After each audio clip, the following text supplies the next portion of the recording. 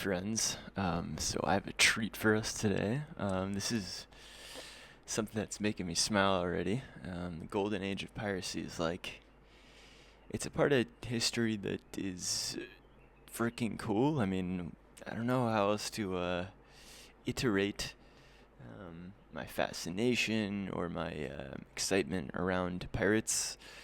I know they were violent and they probably were criminals and degenerates and whatever, but they I don't know, there's something really exciting about it, and it's been like that for me for a long time, many years since I was a child. I remember kind of being interested in pirates.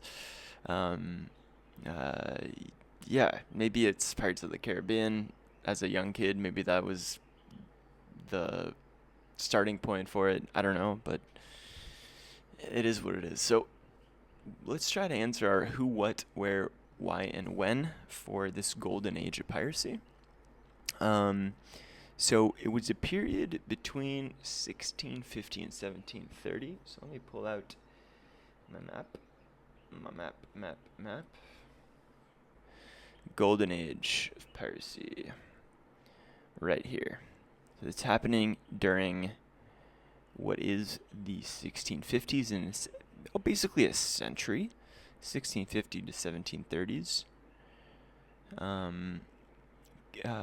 What else do we have? So tumultuous time in the 17th century. We have the 30 Years' War. We have the Glorious Revolution. This is basically an invasion by Holland into House Stuart controlled England. They establish a new line with William of Orange, Thomas Hobbes the philosopher, and of course we have the beginning of the Age of Enlightenment. And what's more interesting, more maybe pertinent to this, is what happens in prior to the 17th, the 16th century. We have this Age of Discovery, which really lends itself to pirates. So basically, Age of Discovery, if you haven't seen my video about it, this is the age where the European powers start to basically explore and discover parts of the world unknown to them at the time. They discover the Americas, both north and south, and they discover passages to get to India via the Horn of Africa, and basically start trading. There starts to be, at the same time, massive trade and massive basically colonization of these further extremities of the world. All right, and you can see that all of this naval activity lends itself excellently to have these pirates, these entities that roam the waters, basically, and are basically burglars of the sea. They're just, intercepting these convoys, these trade ships, and taking the loot and splitting it amongst themselves in this decentralized, wonderful mess, basically. So let's go back to the main. So it happens. So we have our when 1650s to 1730s, and it's so we have our when. We have our what, of course. It's the golden age. It's like the prime time, and it's when maritime piracy was a significant factor in the histories of the North Atlantic and the Indian Oceans. So they can subdivide it into three periods. We have this buccaneering period. Why? Let's try to understand why this is happening. So historians such as John Frisk marked the beginning of the golden age of piracy at 1650. Okay, when the ends of wars of religion.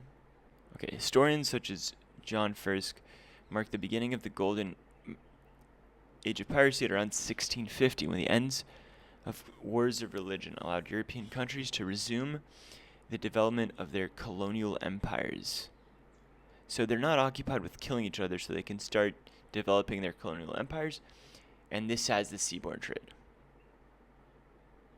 and general economic improvement. There was money to be made or stolen, and much of it traveled by ship. Okay, so this is the why. And it made sense. We kind of talked about it in the beginning of this video. So French buccaneers had established themselves on northern Hispaniola. So this is a different island.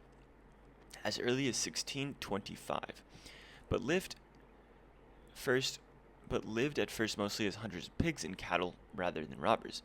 Their transition to full-time piracy was gradual and motivated in part by Spanish efforts to wipe out both the buccaneers and the prey animals on which they depended.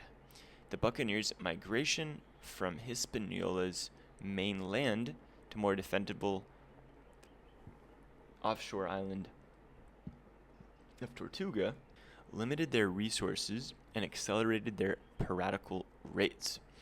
According to Alexander Exquemelian, a buccaneer and historian who remains a major source on this period. Oh my gosh. Was this guy alive during that time? Yeah, dude. This guy was a straight up pirate, and he has, like, there's books by him still around. A buccaneer and historian who remains the major source. The Tortuga buccaneer Pierre Legrand pioneered the settlers' attacks on galleons. Okay, so this dude, Pierre Legrand, is like the first legit, he's like the first guy to go after these galleons. So basically, and I'm totally summing this up, we have this really great mix of Spanish ships full of loot from South America and England, that is anti-Spain, giving letters of marque to French buccaneers who are situated on these islands, basically sending ships and looting the Spaniards. It seems like that's, yeah, I think I get the why here on this buccaneering period. Okay, let's go to the next phase, pirate round. So, let's read about this pirate round phase. This is right up till 1700. So, why was there a second phase? Why? So, a number of factors caused English pirates, some of whom had been introduced to piracy during the buccaneering. So, buccaneering, French, attacking, basically French privateers getting letters of marque from England to attack Spain. If I'm getting it right, if I understand. So they're looking. So English pirates, some of whom had been introduced to piracy during the buccaneering period, took to look beyond. A number of factors caused them to look beyond the Caribbean for treasure, as the 1690s begin. So it's the 90s. I was born in the 90s too, but this is the 1690s. So 300 years before I was born. So the 1690s, we have the Glorious Revolution. Okay, I made a video about it. I think it's going to come out soon. This is basically Holland has taken over England. Okay, it's the last time England has ever been invaded, and they instate, there's a new king of England. His name is William III of Orange, and he's ruling over England. That's the Glorious Revolution. So the Glorious Revolution had restored the traditional enmity. Enmity is their enemies now. You can see kind of enemy in there. Between Britain and France. So they used to be sort of, I guess, buddies prior, but like more cordial. Or not cordial is the right word. They were more friendly, chummy with each other. But the Glorious Revolution makes it so that they're enemies.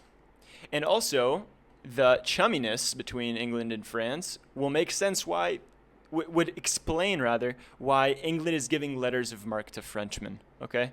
So I guess now that there's enmity, this newfound enmity between France and England, there's no longer going to be letters of marque flowing from England to French buccaneers, I reckon. So there's thus ending the profitable collaboration between English Jamaica and French Tortuga. Okay, that's also cool. I didn't know that Tortuga was more French, and because we saw it up here, they didn't mention that. So Jamaica is English, and Tortuga is French. Cool distinction, important. So The devastation at Port Royal by an earthquake in 1692 further reduced. Port Royal is Jamaica, so English Jamaica. So the devastation of Port Royal reduced the Caribbean attractions by destroying the pirates' chief market for fenced plunder. Caribbean colonial governors began to discard the traditional policy of no peace beyond the line, which I'm not sure what that means, under which it was understood that war would continue and thus letters of marque would be granted in the Caribbean regardless of peace treaties signed in Europe. Henceforth, commissions would be granted only in wartime, and their limitations would be strictly enforced. A little bit confused. Furthermore, much of the Spanish Main had been simply exhausted. Maracaibo, don't know what that is, alone had been sacked thrice between 67 and 78, while the Rio de la Hacha had been raided. Okay, a bunch of info here. Kind of lost, not going to lie. To sum it up, these are the contributing factors that are causing basically English pirates to start going really far away from the Caribbean, so far as to like the further parts in the Indian Ocean and far away from Caribbean. So this is trying to explain why this pirate round is happening further away from the Caribbean. At the last stage of this golden age, and a series of peace treaties ended the War of Spanish Succession. I guess it's a war about who's going to succeed the throne, perhaps. So as a result, thousands of seamen, including European privateers who had operated in the West Indies, were relieved. Okay, I got it. A bunch of guys who know how to operate sailing vessels were all of a sudden available. Also, there's a sunken ship that is found and recovered by a big crew of Englishmen who, because of the fact that they weren't allowed to spend their money, they needed to spend it somewhere else. They found this place called Nassau, which becomes essentially the Republic of Pirates, which is a really cool concept. What else? We have also this thing called we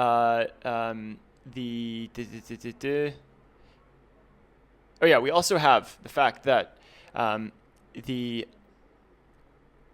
British joint stock company gets hold of the Asiento, which allows them to trade actually slaves. It's really sad, which contributes to a lot more traffic in the Atlantic.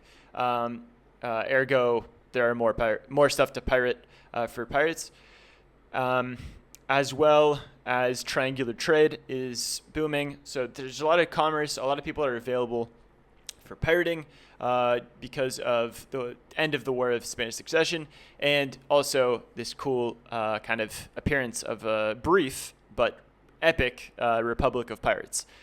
That is all for this one. It was super long and fun and exciting.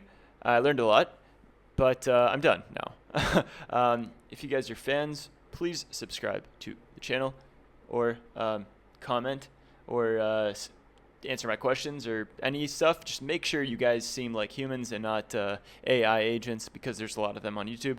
Anyways, Wiki with me is signing out.